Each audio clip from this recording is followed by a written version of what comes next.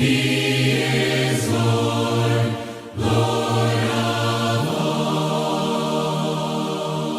Welcome back to On Point from the Summerdale Church of Christ.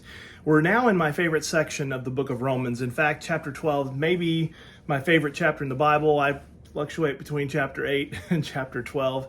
But I love these first two verses in the 12th chapter when he says, I beseech you therefore, brethren, by the mercies of God, that you present your bodies a living sacrifice, holy and acceptable unto God, which is your reasonable service, and do not be conformed to this world, but be transformed by the renewing of your mind, that you may prove what is that good and acceptable and perfect will of God.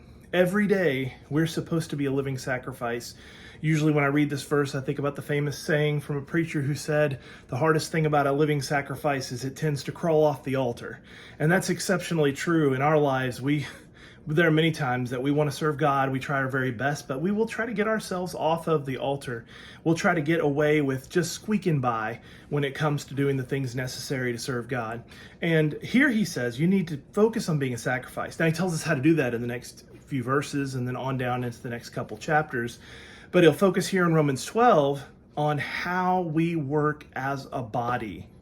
It's not ironic that he's talked about you being a living sacrifice, me being a living sacrifice, and then talking about how the church works together to serve the Lord. That each of us are a part of a body, that there are hands and feet and a mouth and ears and eyes and so forth.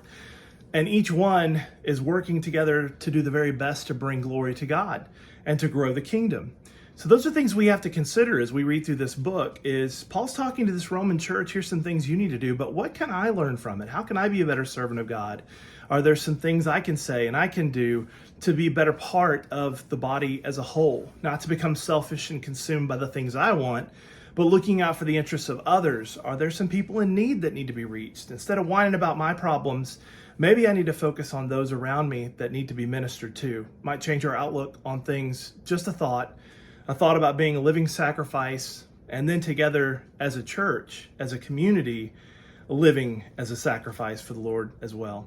I hope you have a great day today. Thanks for tuning into On Point. The storm,